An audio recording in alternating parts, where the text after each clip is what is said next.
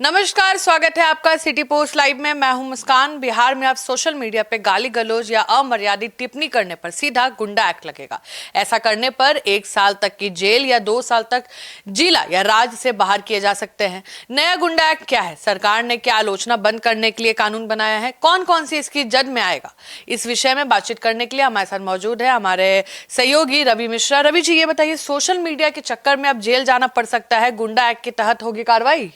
बिल्कुल, देखिए, social media पर भद्दे कमेंट्स, गाली गलौज या ट्रोलिंग करने वालों को अब असामाजिक तत्वों की श्रेणी में शामिल कर दिया गया है। मतलब साफ है कि अब तक गुंडे माफिया पर लगने वाले जो सीसीए एक्ट थे, अब उसके दायरे में सोशल मीडिया यूजर्स भी आ गए हैं। यानी जो इस तरह के अभद्र जो टिप्पणियां करते हैं, अब उन पर भी जिलों के डीएम और जो एसपी हैं वो सीसीए यानी कि गुंडा एक्ट के तहत सख्त कार्रवाई कर सकते हैं। 29 फरवरी 2024 को बिहार विधानसभा में बिहार अपराध नियंत्रण अधिनियम 2024 को ध्वनि मत से पारित कर दिया गया है। यानी कि आप कह सकते हैं कि तरीके से भी ये कानून में ये शामिल हो गया है या कानून बन गया है। इसके बाद यह कानून मार्च 2024 से राज्य में लागू हो गया। उस वक्त अधिनियम में साफ कहा गया था कि इसके दायरे में मुख्य रूप से असामाजिक तत्व आएंगे। असामाजिक तत्व उन्हें माना जाएगा जिसके खिलाफ कार्रवाई शुरू होने से ठीक पहले के 24 घंटों के दौरान जो है कम से कम 2 मामलों में अदालत में पुलिस रिपोर्ट या चार्जशीट दाखिल की गई हो। तो इसमें एक और सवाल उठ रहा है, क्या असामाजिक तत्व किन्हें माना जाएगा? देखिए, महिलाओं बच्चों की तस्करी, पोस्को एक्ट के तहत यौन अपराध या महिलाओं पर अश्लील फफ्तियां कसने और छेड़ने वाले को असामाजिक तत्व माना जाएगा।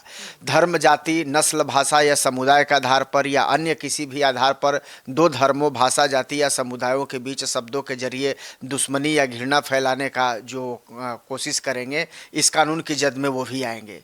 अब जिन्हें बिहार पुलिस मैनुअल के तहत अब गुंडा घोषित कर दिया गया है, और वो गुंडा कहे भी जाएंगे जो संगठित अपराध सिंडिकेट चला रहे हों या हिंसा से लाभ कमा रहे हों, गैर कानूनी तरीके से हथियार या गोला बारूद बनाने, बेचने, सप्लाई करने या रखने वाले, या बालू माफिया हैं जो अवैध खनन करते हैं, परिवहन करने वाले हैं, शराब और नशीली दवाओं की तस्करी करने वाले हैं, उससे पैसा जो कमाते हैं अवैध तरीके से। तो आईटी एक्ट के तहत भी गंभीर अपराध करने वाले जो बलपूर्वक या धमकी देकर सरकारी, निजी या स्थानीय निकाय की जमीन, इमारत वगैरह जो कब्जा कर लेते हैं, अक्सर खबरें ऐसी आते रहती हैं।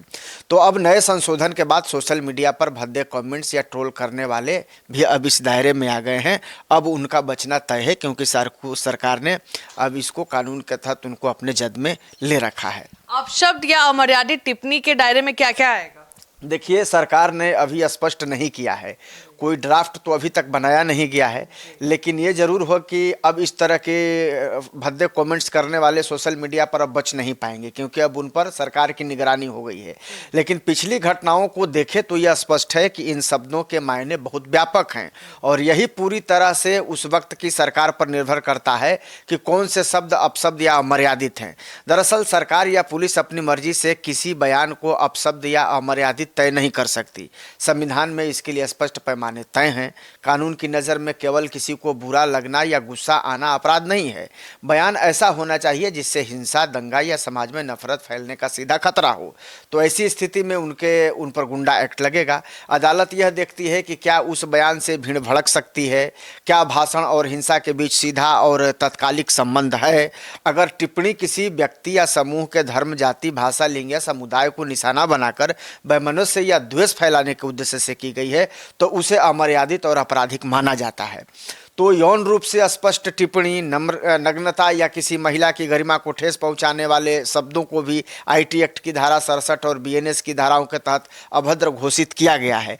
तो इस तरह के जो भी मामले होंगे ये उस एक्ट में आएंगे, और इस तरह के जो कृत्य करेंगे उनके खिलाफ अब सजा का प्रावधान हो गया है। सरकार ने इतना सख्त कदम क्यों उठाया है? देखिए, बताया जा रहा है कि सरकार ने यह कदम लॉ एंड ऑर्डर को मेंटेन करने और बढ़ते डिजिटल स्पेस को सुरक्षित करने के लिए उठाया है, क्योंकि आपको पता है कि अब जो सोशल मीडिया का दायरा है वो काफ़ी बढ़ चुका है। सामान्यतः सोशल मीडिया ट्रोलिंग या अभद्र भाषा पर आईटी एक्ट की धारा 67 या बीएनएस की हल्की धाराओं के तहत मामला दर्ज होता था पहले से। ये अक्सर जमानती होते थे, जिसमें ऐसा करने वालों को आसानी से जमानत भी मिल जाती थी। जिससे आरोपियों को कानून का डर खत्म हो गया था। कई लोग बार बार फर्जी प्रोफाइल बनाकर अभद्र टिप्पणियां करते थे, क्योंकि उन्हें पता था कि वे कानूनी प्रक्रिया के लुपापो का फ़ायदा उठाकर आसानी से छूट जाएंगे या बच जाएंगे। लेकिन सीसीए लागू होने से ऐसे अभ्यस्त जो अपराधी हैं वो लंबे समय तक हिरासत में या जिला बदर, जिसको तड़ीपार कहते हैं आमतौर के भाषा पर, वो हो सकते हैं। उनको तड़ीपार किया जा सकता है। सोशल मीडिया पर महिलाओं या महिला नेताओं, पत्रकारों या आम नागरिकों को निशाना बनाकर अश्लील टिप्पणियां करना, है ना, मार्फ तस्वीरें या बलात्कार, हिंसा की धमकियां देने जैसी घटनाएं जिस तरीके से तेजी से बढ़ रही हैं। कई बार आपको पता होगा कि एक आपत्तिजनक या भड़काऊ पोस्ट चंद मिनटों में वायरल कर इलाके में दंगे, हिंसा और तनाव तक का माहौल पैदा कर देता है। तो वैसी स्थिति में अगर इन लोगों पर लगाम नहीं लगेगा तो आने वाले समय में और भी स्थिति अराजक जैसी हो सकती है। तो भ्रामक और अभद्र सामग्री के जरिए भीड़ को भड़काने की साजिशों पर लगाम लग पाएगी? देखिए, कई बार अभद्र भाषा किसी एक व्यक्ति का गुस्सा न होकर संगठित समूह का भी अभियान हो जाता है, क्योंकि कभी कभी कुछ बातें लोगों को ऐसी लग जाती हैं जिसको लगता है कि भाई इसमें सबको बेइज्जत किया गया है। तो अब ऐसी स्थिति में अब इस तरह की अगर चीज़ें होती हैं जिसका मकसद किसी व्यक्ति या सामाजिक प्रतिष्ठा को पूरी तरह खत्म करना होता है, तो इंटरनेट पर नफरत फैलाना एक संगठित अपराध जैसा रूप ले लेगा। तो सरकार के लिए तो इसे साधारण अपराधों से अलग मानकर सीसीए जैसे कड़े अधिनियम के तहत ही लाना अनिवार्य हो गया है। क्योंकि अगर ऐसे समाज में कोई दंगा भड़काने लगेगा सोशल मीडिया पर उल जुलूल टिप्पणी करके, तो सरकार की तो मुश्किलें बढ़ेंगी, लॉ एंड ऑर्डर का भी प्रॉब्लम होगा। तो जिस तरह सार्वजनिक सड़कों या स्थानों पर गाली गलौज, अश्लीलता या गुंडागर्दी पर कड़ी सजा का प्रावधान है, ठीक उसी तरह से सरकार डिजिटल स्पेस को भी लोगों के लिए सुरक्षित बनाना चाहती है, या इसे आप समझिए कि ये जरूरी भी है। सियासी गलियारे में अंदर खाने चर्चा है कि सरकार इस वक्त सोशल मीडिया पर आलोचनाओं को लेकर असहज है। घटना पटना की नीट छात्रा का मामला हो या फिर और भी आपको भरत भूषण तिवारी इनकाउंटर का मामला हो, तो सोशल मीडिया पर लोगों ने जमकर सरकार की आलोचना की है। हालिया दिनों में इस तरह की चीज़ें सामने आई हैं। इसके अलावा 3 साल से राज्य के युवा शिक्षक बीपीएससी भर्ती का इंतजार कर रहे हैं, सोशल मीडिया पर उग्र हैं, कई तरह की टिप्पणियां करते हैं। सरकार सोशल मीडिया पर अपना परसेप्शन खराब नहीं होने देना चाहती है, इसीलिए आलोचकों को कंट्रोल करने के लिए कानून का खौफ जरूरी है। तो अब इस तरह की भी चर्चा है, लेकिन सरकार तो कह रही है कि अब भाई इस तरह की सोशल मीडिया पर अगर आप गड़बड़ी करेंगे या अभद्र टिप्पणी करेंगे तो अब आप पे सीधे गुंडा एक्ट लगेगा और आप जेल भी जा सकते हैं। रवि जी, लेकिन सवाल ये है कि बिहार पुलिस की साइबर शाखा ने सम्राट चौधरी की आलोचना करने पर आरजेडी सहित 10 हैंडल को नोटिस जारी कर दिया है। तो इसका मतलब ये तो नहीं है कि अपने विरोधियों का मुंह बंद करने के लिए या विरोधियों को निपटाने के लिए ऐसा एक्ट लाया गया है? बिल्कुल आपने सही कहा। ये कुछ दिनों पहले अभी हाल ही में सरकार ने बिहार पुलिस के साइबर सेल ने ये नोटिस जारी किया था। बिहार पुलिस की साइबर शाखा ने मुख्यमंत्री सम्राट चौधरी की आलोचना करने वालों पर और आरजेडी सहित 10 एक्स हैंडल पर नोटिस तो जारी किया है और पोस्ट और वीडियो डिलीट करने का आदेश भी दिया था। 72 घंटे का अल्टीमेटम भी दिया गया था। नहीं करने पर एफआईआर करने की हिदायत भी दी गई थी। तो अब कैबिनेट से मंजूरी के बाद ये संशोधित सीसीए कानून बिहार में लागू हो जाएगा। इसकी जद में सोशल मीडिया प्लेटफॉर्म पर होने वाले पोस्ट आएंगे। 2024 वाले सीसीए कानून में भी 2 धर्मों, भाषा, जाति या समुदाय के बीच शब्दों के जरिए दुश्मनी या घृणा फैलाने वालों पर सीसीए एक्ट के तहत कार्रवाई करने का अब पूरी तरीके से प्रावधान पहले भी था। अब इसको ज़्यादा और मजबूत किया गया संशोधन करके।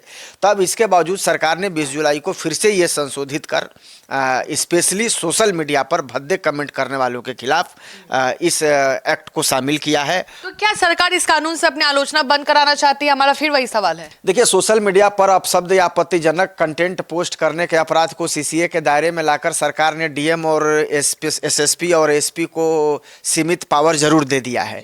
इससे थाने से लेकर डीएम तक इस मामले में सीधे कार्रवाई भी कर सकेंगे। ये भी सही है।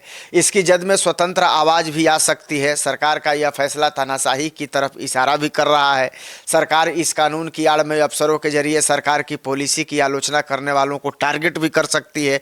इस तरह की भी चर्चा है। यह लोकतंत्र के लिए ठीक बात नहीं है, ऐसा भी कहा जा रहा है। चूंकि सीसीए एक्ट में ऐसा प्रावधान है कि यह लगने पर निचली अदालतें जमानत नहीं दे सकती हैं और इसका फायदा सत्ता में बैठे लोग अपने विरोधियों के खिलाफ उठा सकते हैं। यानी कि जिस तरीके से सरकार अभद्र टिप्पणियों को लेकर के ये सीसीए एक्ट लगाने की बात कर रही है, तो ऐसे में इसका दुरुपयोग नहीं हो, ये भी एक बहुत बड़ा सवाल है। सीसीए एक्ट के तहत कौन कार्रवाई करेगा? देखिए, बिहार अपराध नियंत्रण विधेयक 2024 के मुताबिक कार्रवाई करने का अधिकार पूरी तरह से प्रशासनिक और पुलिस अधिकारियों के पास ही होगा।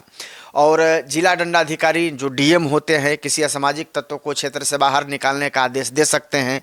लोक व्यवस्था बनाए रखने के लिए व्यक्ति को हिरासत या नज़रबंद करने का भी वो आदेश दे सकते हैं। तलाशी लेने या संपत्तियों को जब्त नष्ट करने के भी आदेश दे सकते हैं। कमिश्नर डीएम के आदेशों के खिलाफ की गई अपील पर सुनवाई कर सकते हैं और आदेश को रद्द कर सकते हैं, सही या संशोधित भी कर सकते हैं। तो आप ये समझ लीजिए कि राज्य सरकार जो है हिरासत में लेने के आदेशों को मंजूरी देने, समीक्षा करने या रद्द करने का अधिकार राज्य सरकार के पास है। सरकार इसके लिए एक सलाहकार बोर्ड का गठन करती है, जिसमें हाईकोर्ट के जज या पूर्व जज भी शामिल होते हैं, जैसे कि अन्य मामलों में भी होता है। जो मामलों की समीक्षा करते हैं, डीएसपी या उसके ऊपर के रैंक के जो अधिकारी हैं, वो मामलों की रिपोर्ट कार्रवाई की प्रक्रिया शुरू कर सकते हैं। इंस्पेक्टर या उसके ऊपर के रैंक के अधिकारी डीएम के आदेश पर किसी भी स्थान, गाड़ी या वाहन की तलाशी ले सकते हैं और संदिग्ध सामान जब्त भी कर सकते हैं। तो ये जो तमाम अधिकारी हैं वो इस पर कार्रवाई कर सकते हैं।